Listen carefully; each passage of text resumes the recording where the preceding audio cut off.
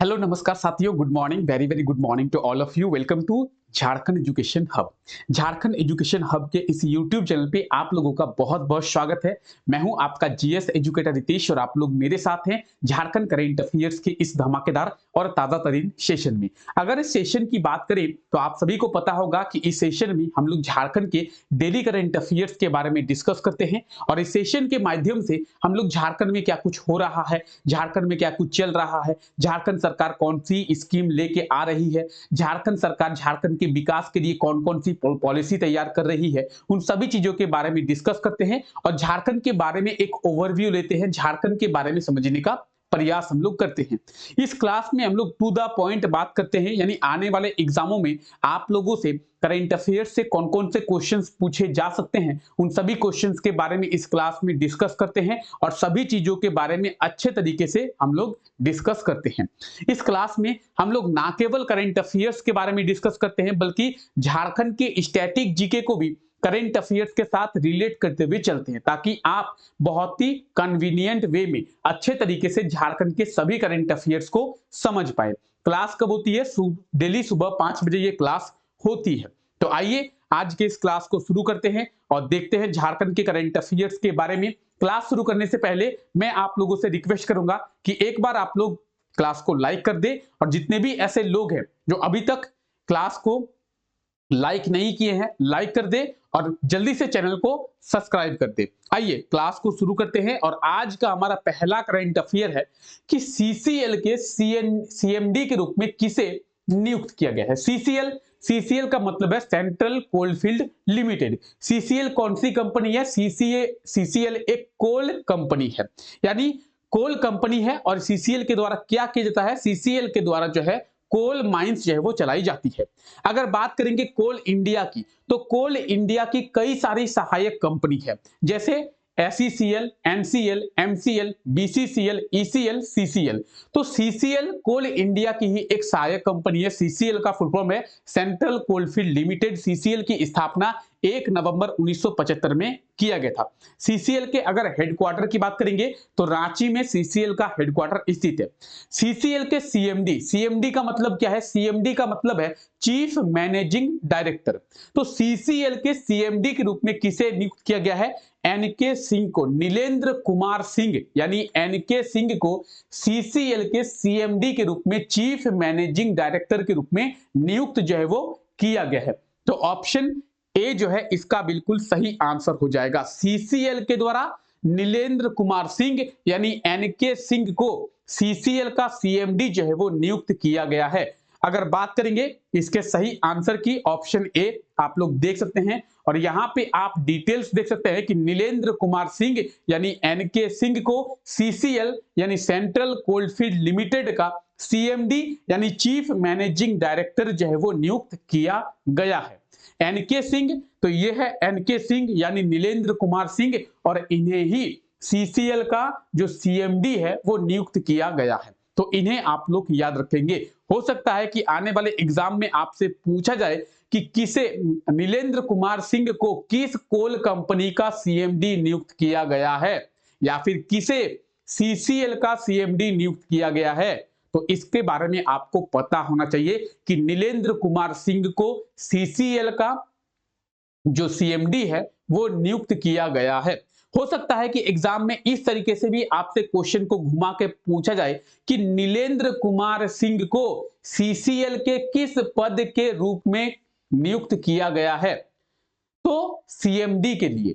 कौन से पद के लिए? सीएमडी के लिए, चीफ मैनेजिंग डायरेक्टर के लिए। याद रखें, ठीक है। तो ये था आज का हमारा पहला करंट अफेयर। अगर आज के इस क्लास के पीडीएफ की बात करें तो क्लास का पीडीएफ आप लोगों को मिलेगा हमारे टेलीग्राम चैनल पे। जितने भी लोग हमारे टेलीग्राम चैनल के साथ नहीं जुड़े हैं, टेलीग्राम चैनल के साथ जुड़ जाए, टेलीग्राम चैनल को ज्वाइन कर ले और टेलीग्राम चैनल को ज्वाइन करके आप सभी क्लासेस के पीडीएफ को डाउनलोड कर पाएंगे। ना केवल इस क्लास का पीडीएफ बाकी बल्कि सभी क्लासेस के पीडीएफ को आप आसानी से डाउनलोड कर पाएंगे। सभी क्लासेस के पीडीएफ के साथ साथ सभी क्लासेस के नोटिफिकेशंस, सभी क्लासेस के अपडेट्स, झारखंड की वैकेंसी के डिटेल्स, सभी चीजें आप आसानी से एक्सेस कर पाएंगे। तो डिस्क्रिप्शन में लिंक दिया हुआ है, आप लोग जाके टेलीग्राम चैनल को ज्वाइन कर ले। आइए क्लास को आगे बढ़ाते हैं। हाल ही में झारखंड कैबिनेट के द्वारा किस छात्रवृत्ति योजना को शुरू करने की स्वीकृति दी गई है? तो झारखंड कैबिनेट के द्वारा एक स्कॉलरशिप स्कीम जो है वो शुरू किया जाएगा।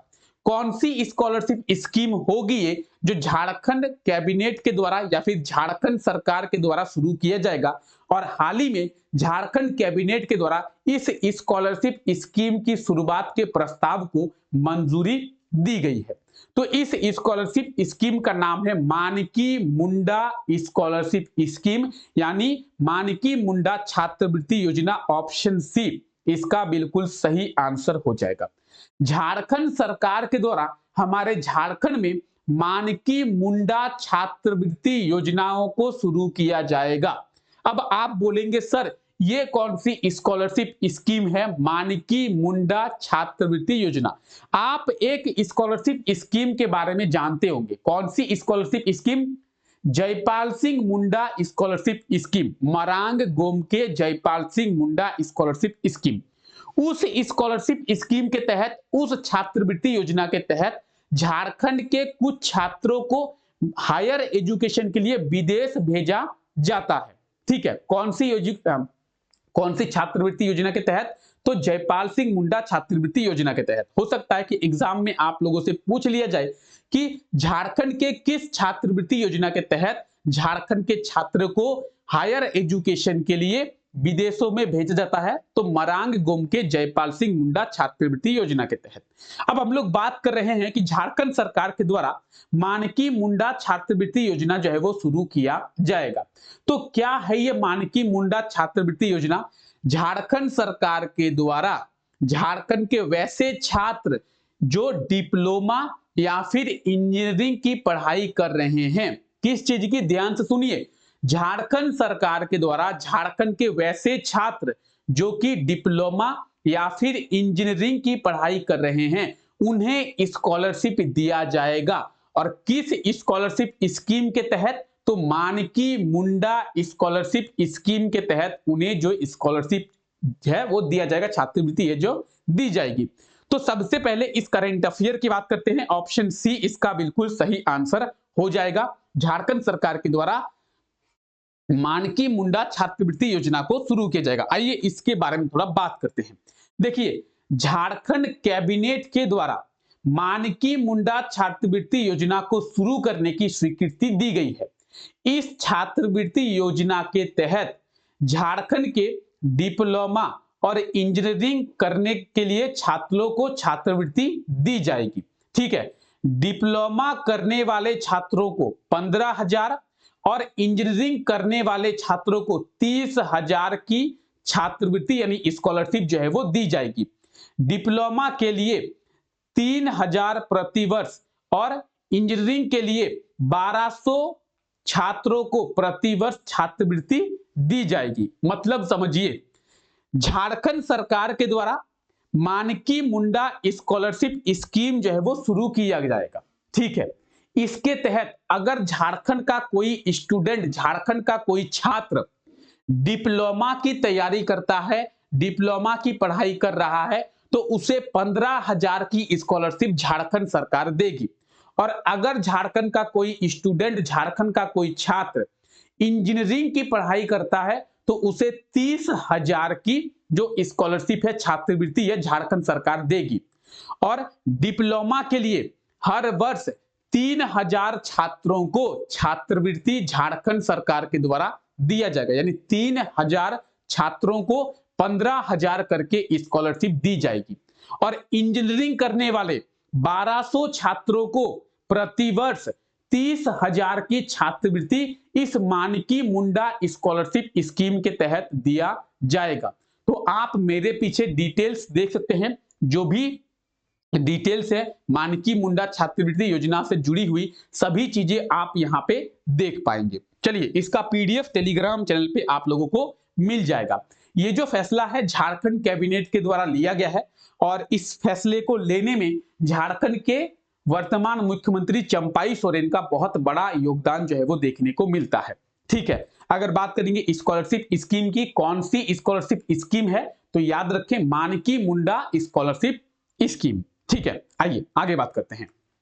हाल ही में फिलीपींस में क्या भाई क्या होगा, फिलीपींस में आयोजित होने वाला है, क्या आयोजित होने वाला है, अंडर 19 एशियन स्विमिंग चैंपियनशिप। अच्छा, तो इसमें झारखंड से किसका चयन भारतीय टीम में किया गया है?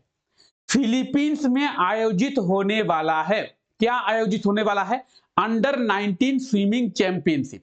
और इस अंडर 19 स्विमिंग चैंपियनशिप में भारतीय टीम में झारखंड के किसका चयन किया गया है? तो राणा प्रताप, जमशेदपुर के रहने वाले हैं राणा प्रताप, और राणा प्रताप का चयन किया गया है भारतीय टीम में। ठीक है, ऑप्शन की अगर बात की जाए तो आप लोग देख सकते हैं ऑप्शन ए जो है इसका बिल्कुल सही आंसर हो जाएगा। आइए थोड़ा डिटेल में डिस्कस करते हैं। देखिए, झारखंड के राणा प्रताप का जो चयन है वो फिलीपींस में 27 फरवरी से 2 मार्च तक आयोजित होने वाली क्या अंडर 19 एशियन स्विमिंग चैंपियनशिप के लिए भारतीय टीम में किया गया है। राणा प्रताप का चयन भारतीय टीम में किया गया है, क्यों? क्योंकि फिलीपींस में 27 फरवरी से 2 मार्च तक क्या आयोजित किया जाएगा? अंडर 19 एशियन स्विमिंग चैंपियनशिप, और इसीलिए इनका चयन भारतीय टीम में किया गया है।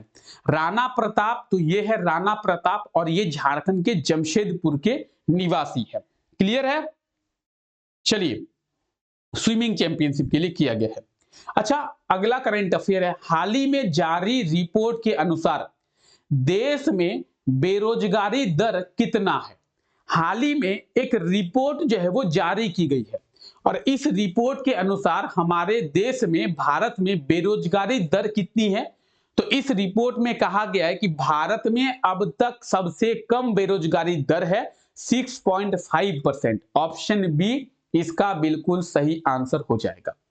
हाल ही में जारी रिपोर्ट के अनुसार कहा गया है कि भारत में सबसे कम बेरोजगारी दर 6.5% पाया गया है, और ये जो बेरोजगारी दर है ये है अक्टूबर से लेकर दिसंबर 2023 तक का, जनवरी फरवरी का नहीं है, बल्कि ये जो रिपोर्ट है ये रिपोर्ट जारी किया गया है अक्टूबर 2023 से लेकर दिसंबर 2023 तक का।